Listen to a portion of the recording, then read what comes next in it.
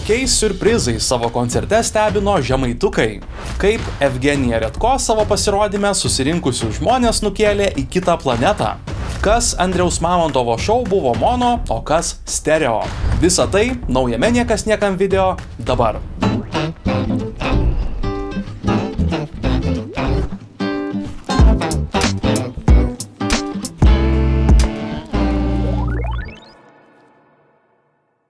Vasario 21-ąją žemaitukai sudrebino Kauną. Pilnutėlėje Žalgirio arenoje grupė atliko didžiausius savo hitus. Koncerte taip pat pasirodė Natalija Bunkė, Simona Nainė, Adrina, gausybė šokėjų ir 40 vaikų choras. O Mantas Stonkus žiūrovams pateikė netikėtą staigmeną. Gerbėjų minia į areną plūsti pradėjo dar gerokai prieš prasidedant koncertui, kuriuos pasitiko milžiniška, net 3 dienas statyta virš 600 kvadratinių metrų dydžio scena. O ant jos netrukus žengė ir patys žemaitukai Linas Vaitkevičius ir Ovidijus Petrauskas, atlikę populiariausius, milijonus perklausų muzikos platformose renkančius hitus. Koncerte duetas žiūrovams pateikė daugybę siurprizų. Ant scenos pasirodė kartu su Natalija Bunkė ir Simona Nainė, kurių duetas vadinasi Niekšės. 16 šokėjų, 40 vaikų chorų Ąžuoliukas bei atlikėja Adrina, su kuria atliko radijo stoties Lietus geriausios metų dainos apdovanojimą pelniusį kūrinį Man jau visko per daug. Pasirodymo ilgosios pertraukos metu publikos laukė dar viena staigmena. Didžiajame arenos ekrane pasirodė komikas Mantas Stonkus, kuris, įsikūnijęs į Vytuko iš Kretingalės personažą, šmaikščiai papasakojo žemaitukų grupės kelią į šlovę. Įpusėjus koncertui žiūrovų elektroninio pašto dėžutes netikėtai pasiekė nuoširdus Lino ir Ovidijaus laiškas, skelbiantis apie 3 naujus šou, kurie 2026 metų pradžioje vyks Klaipėdoje, Šiauliuose ir Panevėžyje. Kai gaunat šį laišką, mes šokdinam pilnutėlę Žalgirio areną, net stogas kilnojasi. Žinom, kad draugų turim visuose Lietuvos kampeliuose nuo Palangos iki Visagino, todėl skelbiam dar 3 didžiulius koncertus, kuriuose visi kaip reikiant pašėlsim. Ačiū, kad klausot, kad palaikot, kad siunčiat mums tiek daug gražių laiškų ir žinučių. Laiške ištikimiausiems gerbėjams atskleidė grupės nariai. Linas ir Ovidijus 2025-uosius pradėjo laimėdami Mama metų tradicinės popmuzikos grupės statulėlę ir 3 Lietaus radijo stoties metų apdovanojimus. O pasirodymas Kaune, išparduotas likus beveik 2 mėnesiams iki šou, tapo didžiausiu grupės koncertu karjeroje iki šiol, bei vainikavo itin sėkmingus metus. Žemaitukų sėkmė yra savotiškas fenomenas Lietuvos muzikoje, tačiau kitaip ir būti negalėjo. Jie be galo darbštūs ir talentingi, bet visada išlieka nuoširdūs, pozityvūs ir paprasti, už ką žmonės juos taip vertina. Nuostabu matyti, kaip jų svajonės tampa realybę, teigia šou organizuojančios įmonės Seven Life vadovas Tomas Inčikas. Nauji areniniai žemaitukų koncertai vyks 2026 metų pradžioje vasario mėnesį, 13 dieną Šiaulių arenoje, 21 dieną Klaipėdos Švyturio arenoje bei 27 dieną Panevėžio Kalnapilio arenoje.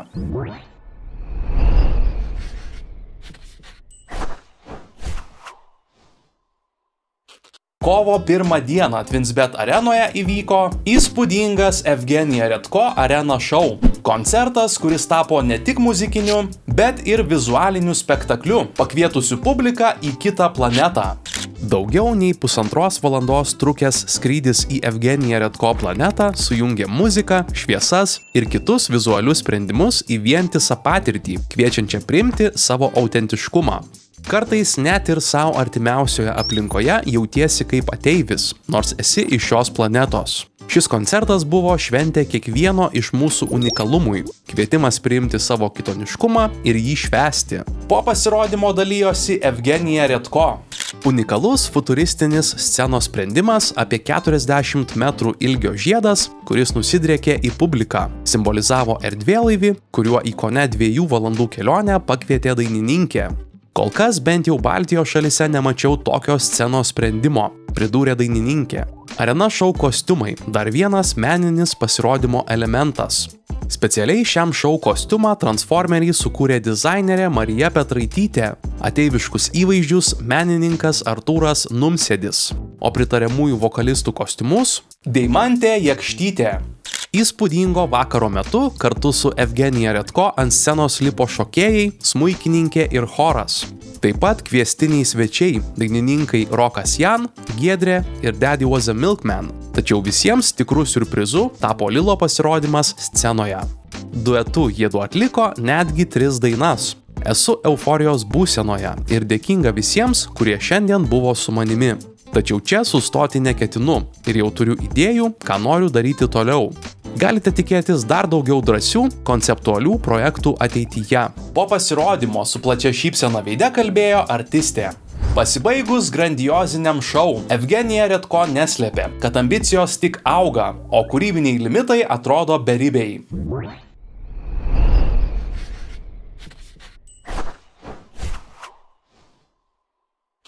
Vasario 28-ąją Kauno Žalgirio arenoje įvyko galingas Andriaus Mamontovo šou Mono arba Stereo. Koncerto lankytojai pateko į masyvią roko muzikos tvirtovę.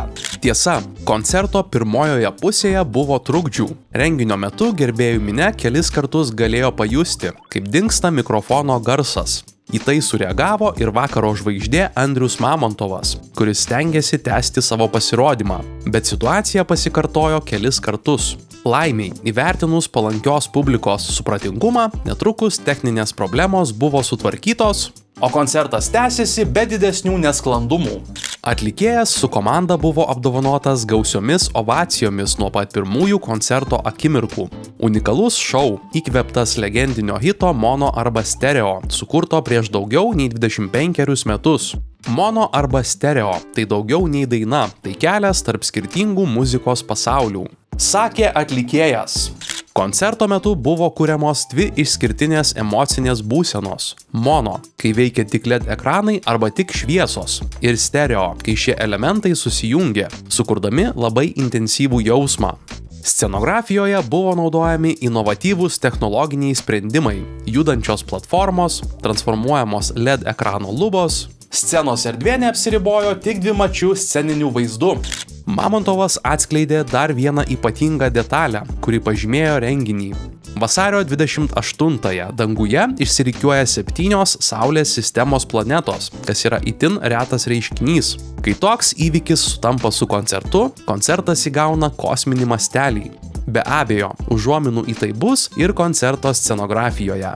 Pasakojo dainų autorius. Tai vienetinis ir neabejotinai didžiausias Andriaus Mamontovo koncertas šiais metais. Scenoje jį lydėjo jauna tarptautinė muzikantų komanda, tarp jų jo sūnus Andrius, kuris grojo mušamaisiais, bei ilgametis bičiulis smuikininkas Eimantas Belickas.